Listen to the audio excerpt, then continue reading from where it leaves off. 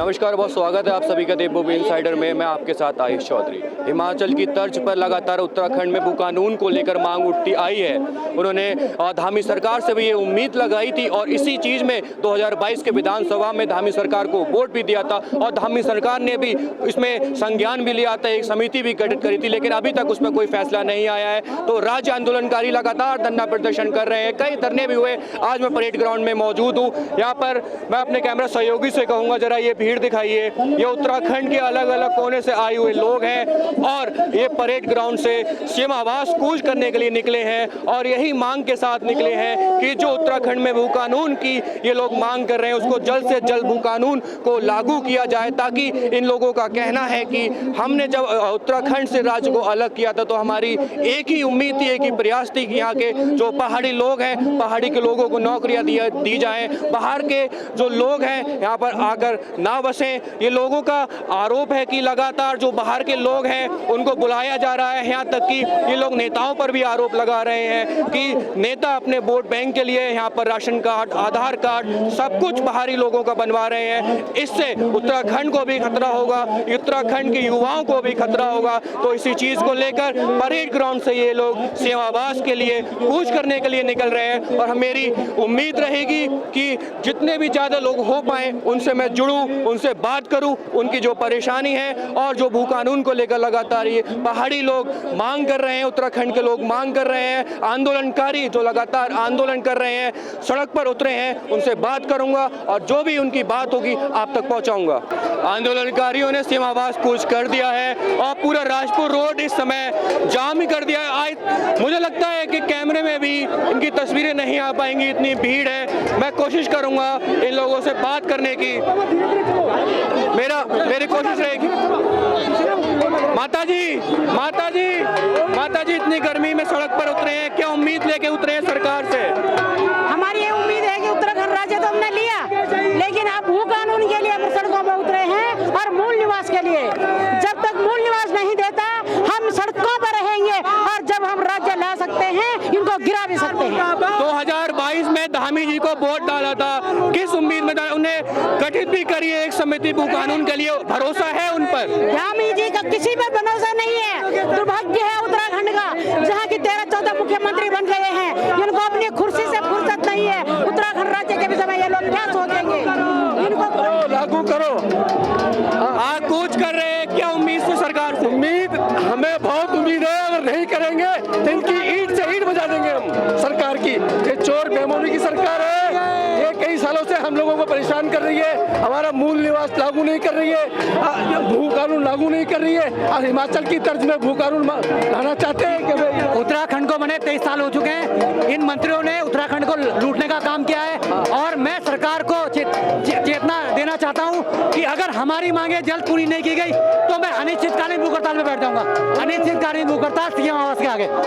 चलिए, ये मंत्रियों पे भी आरोप लगा रहे हैं कि मंत्री अपने वोट बैंक के लिए, जो हमने पहले भी बताया था, बाहरी लोगों को ला रहे हैं, नहीं किसी से भीख मांगते सीएम आवास कूच कर रहे हैं। किस उम्मीद में? हमें भू कानून और मूल निवास चाहिए और इसी सत्र में चाहिए। हमें पूरी उम्मीद है कि सरकार जरूर जाएगी, नहीं तो इस जन आंदोलन के लिए अगले बार जब हमारे बीच आएगी तो हम उनको इसका सबक दिखा देंगे कि एक्चुअली पहाड़ों में कांग्रेस भी रही है इसी बीच, तो सरकारों पे भरोसा है या किस पर है? हमें अभी किसी कांग्रेस और बीजेपी पर भरोसा नहीं रहा।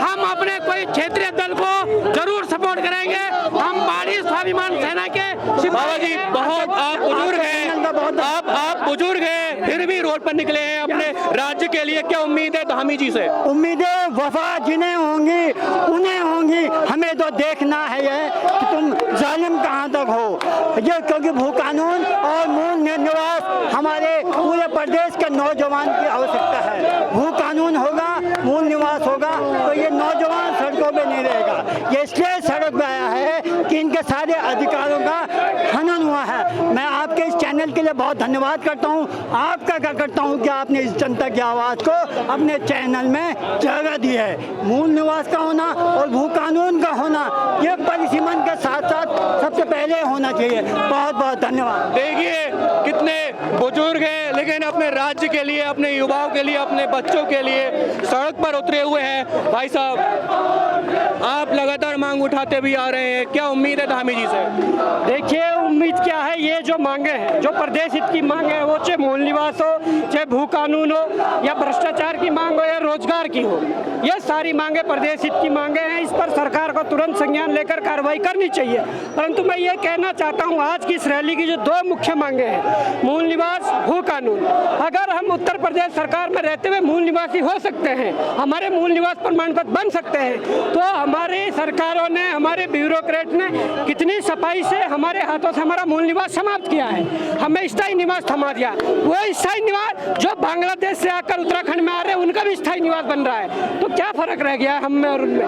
हम जो उत्तराखंड के जो अस्तित्व की इस लड़ाई को लड़ रहे हैं, या हमारे प्रदेशवासी जो लड़ाई को लड़ रहे हैं, ये उत्तराखंड के अस्तित्व बचाने की लड़ाई, यहाँ के संस्कृति को बचाने की लड़ाई, यहाँ की बेटी माटी को बचाने की लड़ाई है। इस लड़ाई में मुझे उम्मीद है कि आज शुरुआत हुई है, इस शुरुआत को आगे ले जा करके बड़ा जन आंदोलन, पूरे प्रदेश स्तर का जन आंदोलन होगा, जिसमें हम कामयाब होंगे इन मांगों को मनवाने के लिए, भू कानून लागू करने के लिए, या मूल निवास लागू करने के लिए। ये भू कानून की मांग लंबे समय से चल रही है, इस बीच कांग्रेस भी रही है, भाजपा, कांग्रेस भाजपा में, क्या ये भू कानून फंस गया है?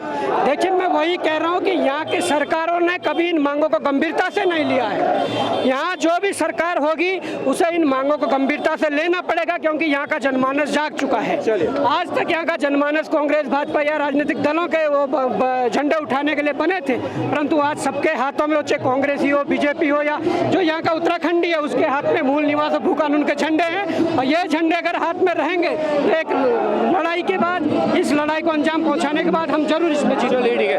गर्मी इतनी है, शायद मैं आपको बता नहीं पाऊंगा, उस बीच भी मुझे भी पसीने आ रहे हैं, और यह महिलाएं भी हैं, यह बुजुर्ग भी हैं, लेकिन अपने राज्य के लिए, अपने राज्य के बच्चों के भविष्य के लिए मूल निवास है और भू कानून है, उसकी मांग लेकर सीएम आवास कूच कर रहे हैं। मैं सीएम आवास भी जाऊंगा, वहाँ क्या स्थिति होगी आपको बताऊंगा। महसूस कर रहा है, अपनी पूरी जवानी जिन्होंने उत्तराखंड राज्य आंदोलन में लगा दी, आज वो जर्जर की ठोकरें खा रहा है। स्मार्ट सिटी के नाम पर जो लोग रोड के किनारे अपना आजीविका चला रहे थे, जिसमें राज्य आंदोलनकारी भी है, जिसमें मैं खुद हूँ, उन्हें जो है प्लस्ताभूत कर दिया गया। इस स्मार्ट सिटी भू कानून को लेकर राज्य आंदोलनकारियों ने जो परेड ग्राउंड से सीएम आवास कूच किया था, जाहिर सी बात थी कि सीएम आवास तो नहीं जाने देते, तो बैरिकेडिंग लगाकर हाथी पलखना में इन लोगों को रोक लिया गया है। मैं अपने कैमरा सहयोगी से कहूंगा, ये तस्वीरें दिखाइए। लगातार आंदोलनकारी जो है बैरिकेडिंग पार करने की कोशिश कर रहे हैं, पुलिस बल भी तैनात है, उनको रोकने की कोशिश कर रहा है। कुछ साथी आंदोलनकारी के ऊपर भी चढ़ गए हैं। कैमरा सहयोगी आशु एक बार दिखाइएगा, इधर काफी कोशिश कर रहे हैं ऊपर चढ़ के पार कूदने की। तस्वीरें दिखाइए आशु, ये सारी तस्वीरें दिखाइए। पुलिस बल भी भारी बल में तैनात है, लगातार धक्का मुक्की भी यहाँ हो रही है। ये अरे साहब, ये दिखा आशु, इधर दिखाइए। ये मेरे पास भी आ गए हैं, मुझे भी गिरने का खतरा है यहाँ से, लेकिन फिर भी मैं पूरी कवरेज करूंगा। दिखाइए,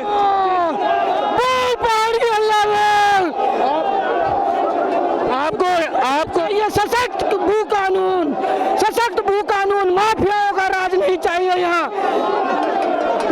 यहाँ पे भगदड़ भी मच गई है, भगदड़ भी बीच में मच गई है यहाँ पर। दिखाइए आशु, सारी तस्वीरें दिखाइए। आंदोलनकारियों ने जो सीएम आवास कूच किया था, यहाँ पे भगदड़ मच चुकी है, पुलिस बल जो है वो कम पड़ रहा है। जनसंख्या इतनी है आंदोलनकारियों की कि अगर मैं अपने कैमरा सहयोगी से कहूँगा ये भीड़ दिखाए, तो शायद कैमरे में वो तस्वीरें कैद नहीं हो पाएंगी। ये कुछ सहयोगी हैं आंदोलनकारियों के, मैं कोशिश करूँगा इनसे बात करूँ। पहले मैं आपसे बात करूँगा, आप भू कानून की मांग को लेकर सीएम आवास कूच कर रहे थे, आपको यहाँ रोक लिया गया है, क्या कहेंगे? दिखाइए, कैमरे में बात करिए। ये हमारा यहाँ पहुँचना सफल हो गया है, सफल हो गया है, सरकार की नज़र में आ गया है और सरकार इस पर ध्यान देना ही पड़ेगा क्योंकि हमारा पहाड़ लूट चुका है। बंगाल के, बिहार के, यूपी के और राजस्थान के, हरियाणा के तमाम लोग पहाड़ों में जाकर के हमारे बर्फ की चोटियाँ खरीद रहे हैं औने पौने दामों में। वहाँ के मूल निवासी, उनका वजूद समाप्त हो गया है। हमने ये उत्तराखंड बनाया है पहाड़ियों के लिए। हमारा मूल निवास जागृत होना चाहिए, तभी हमारी जमीन बिक पाएगी। ठीक है, तो मैं और लोगों से भी बात करूंगा। भाई साहब, जो मांग लेकर आप सीएम आवास जा रहे थे, आपको यहाँ बीच में रोक लिया गया, क्या कहेंगे? देखिए, शासन की तानाशाही है। जब भी उत्तराखंड में आंदोलनकारियों ने इस उत्तराखंड को 42 शहादत देके आज़ाद कराया था, या उसको यूपी से जैसे प्रदेश से हम अलग हुए थे, आज देखिए क्या परिस्थितियाँ, हमारे जंगल जमीन सब बिक चुका है। यहाँ के मूल निवासी के लिए कुछ है ही नहीं। यहाँ की नौकरियों से लेके हर जगह इतना भ्रष्टाचार हो चुका है कि आम गरीब आदमी, आम जनमानस जो इस उत्तराखंड का है, जो पहाड़ों में रहा है, जिसने अपनी लड़ाई लड़ी है, जिसने अपनी शहादत दी है, उसके लिए कुछ नहीं रह गया उत्तराखंड में। सिर्फ ये नेताओं का और 1% लोगों का ये उत्तराखंड बन चुका है। भाई साहब, नेताओं पे भी आप लोग आरोप लगा रहे हैं कि अपने वोट बैंक के लिए बाहर के लोगों को लाकर यहाँ पे राशन कार्ड, आधार कार्ड उनको दे रहे हैं। ये है उत्तराखंड, हमने इसलिए नहीं बनाया था। ये बच्चे हमारे हैं कि इनके लिए बनाया था कि इनको अच्छी शिक्षा मिलेगी, अच्छा कानून मिलेगा, अच्छा बराबर मिलेगी, अच्छी नौकरी मिलेगी, अच्छा सब कुछ मिलेगा। लेकिन यहाँ कुछ चुनिंदा नेताओं ने, जो कि क्या कहते हैं, बाहर से पार्टियों को समझ लो, चाहे उसको बीजेपी को कह लो, चाहे कांग्रेस का कह लो, चाहे किसी आम आदमी पार्टी का, बाहर से हायर होकर के उत्तराखंड में राज कर रहे हैं और बाहर से रोहिंग्या तक के लिए यहाँ और भी लोग हैं। मैं आगे आऊंगा। ये आप थोड़ा पोस्टर हटाएंगे, मुझे आगे जाने में थोड़ी मदद मिलेगी। आप थोड़ा इसको ऊपर कर लीजिए।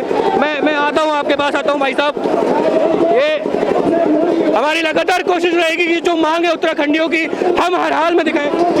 मेरा नाम प्रदीप कुमार है। आज हम भू कानून और मूल निवास के लिए लड़ाई के लिए आए हैं और यहाँ पर बैरिकेडिंग लगा के पुलिस प्रशासन द्वारा हमें रोका जा रहा है, हमें अंदर जाने नहीं दिया जा रहा है। हम मंत्री जी से मिलकर इस बात में चर्चा करना चाहते हैं और अपने इस राज्य को बचाने के लिए तन मन धन से आज ये युवा जान देने को तैयार है। हमें उत्तराखंड में भू कानून चाहिए, मूल निवास चाहिए। अगर ये नहीं हुआ, तत्काल इसे लागू नहीं किया गया, हमारे युवा जो बेरोजगार है, जिन्हें रोजगार नहीं मिला जा रहा है, उनके हक के साथ कहीं ना कहीं भ्रष्टाचार किया जा रहा है बैकडोर के माध्यम से। भाई आप क्या कहेंगे? जल जंगल जमीन की लड़ाई है पहाड़वाद, भूमि का कानून है पहाड़वाद, पहाड़वाद। अंकिता की लड़ाई है पहाड़वाद, पहाड़वाद। किरण का इंसाफ है पहाड़वाद, पहाड़वाद। प्रदेश का निर्माण है पहाड़वाद, पहाड़वाद। राजा तेरा अंत है पहाड़वाद, पहाड़वाद। लड़ना है भाई, ये तो लंबी लड़ाई है। तो लगता है ये धरना प्रदर्शन इतना बड़ा किया है आपने, इससे सरकार के कुछ भी असर पड़ेगा? इसके लिए आगे 2 लाइनें हैं। चोर अगर बेखबर हिमालय बेचते रहे, 24 के चुनाव का अंजाम अभी बाकी है, पहाड़ी प्रदेश का निर्माण अभी बाकी है। सब बोलो पहाड़वाद, पहाड़वाद, पहाड़वाद।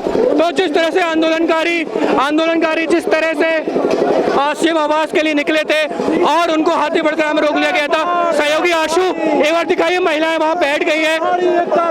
मैं ये सारी तस्वीरें दिखा के अपने शब्दों को विराम दूंगा यहाँ पर। निवासी जिंदाबाद। दिखाइए, अब यही उम्मीद रहेगी धरना प्रदर्शन जो मेरे साथियों ने, राज आंदोलनकारी के जो साथी हैं, इन लोगों ने किया है, इस प्रदर्शन से सरकार पर कोई असर पड़ेगा या नहीं पड़ेगा। कैमरा पर्सन आशु के साथ आयुष चौधरी, देवभूमि इनसाइडर। आज ही डाउनलोड करें देवभूमि इनसाइडर ऐप।